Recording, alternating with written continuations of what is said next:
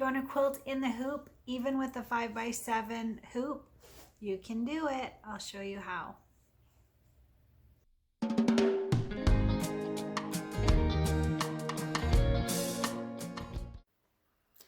Okay, for those using a 5x7 hoop, it takes a little bit more work to do quilting in the hoop, but basically you're just doing a double hooping.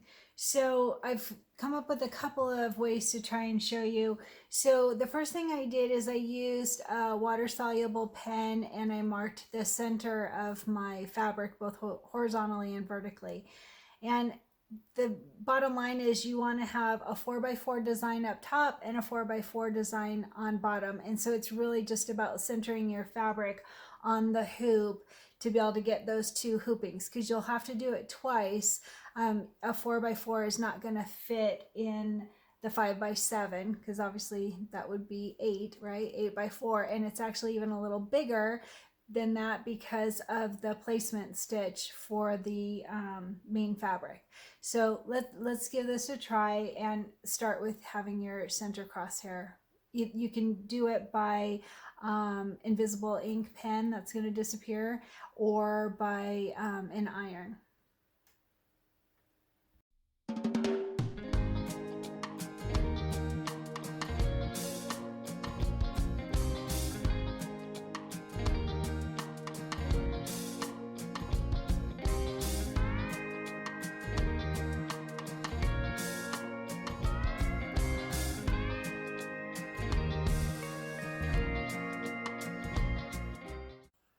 Okay, now that we have our batting tacked down and trimmed, this is the key thing, is we're going to have to place our fabric in a way that it will only stitch on this top part from that little crosshair that we did. And you want it as close, the bottom of it to be as close to the top of this crosshair as possible, so that there isn't a big gap between. So my crosshair is here, so that means I want to line it up with the bottom of my fabric.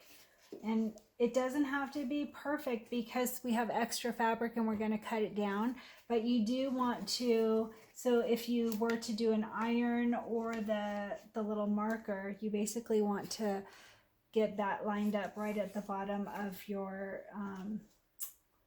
batting here. Does that make sense? I hope. All right, just like that. And then we're going to stitch just the top part. Step 3 is placement for the main fabric, and step 4 is tack down of the main fabric. I'm going to bypass those because I'm really just going to use the batting to line up my fabric. You can do the placement of the main fabric if you want to, if you think that will help, but I would highly recommend leaving out the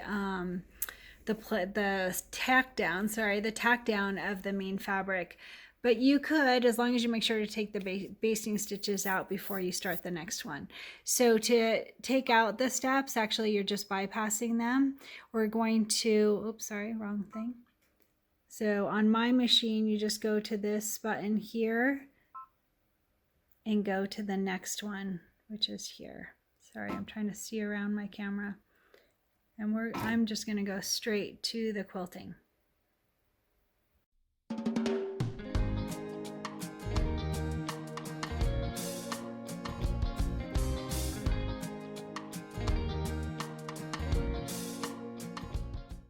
Okay, so the first hooping of quilting is done, and I know it's hard to see, but my crosshair that I drew is right on that line. So I did a good job of lining it up, and all I did was just use where the batting ended to line it up at the bottom.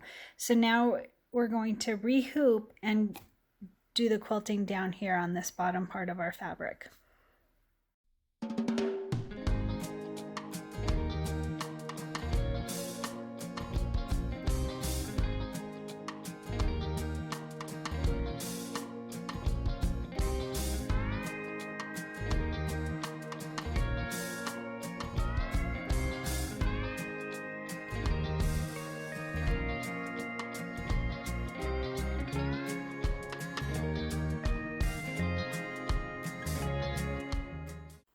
Okay, now we have our second hooping and we've got our batting all tacked down and trimmed. So we're going to line up our fabric so that our quilting is on this bottom section.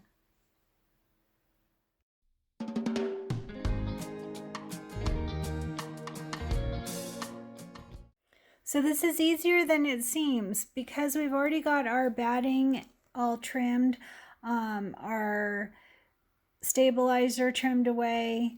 We can just line up that batting with the new batting, with the second hooping of batting. Fold your fabric out of the way, make sure it's all lined up, and then pull this fabric down and we're all ready. So again, you can choose to do the steps 3 and 4, which is the placement line for the fabric. In fact, I'm going to do that just so that you can see what that'll look like.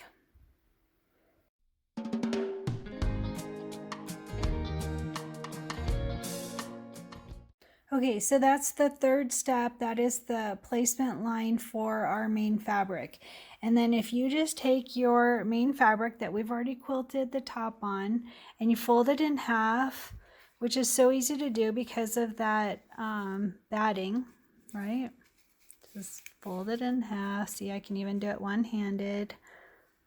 All right, and then take that and put it on your machine with it up at the top, and then line up that batting with the batting that is there. I'm really not using this. That's why I was saying that you could bypass it, because really your main focus is just getting it straight across that line and with the fold. All right, so does this make sense? Here we go. We're going to just line that up and then pull that main fabric down. All right, once you get your fabric exactly where you want it, you can tape it in place. And then, like I said, I'm going to bypass the fourth step, which is the tack down. It's just adding a basting stitch. You could do that if you think your fabric's going to move at all, but tape works well, and then you don't have to try and get it out of the stitching that's already done.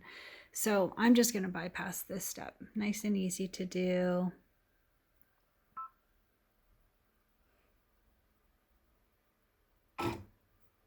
All right, and then we go straight to the quilting. All right, and you can see where it's going to start so that you can check your alignment if you have anything that you want to move it at all. And let's do this.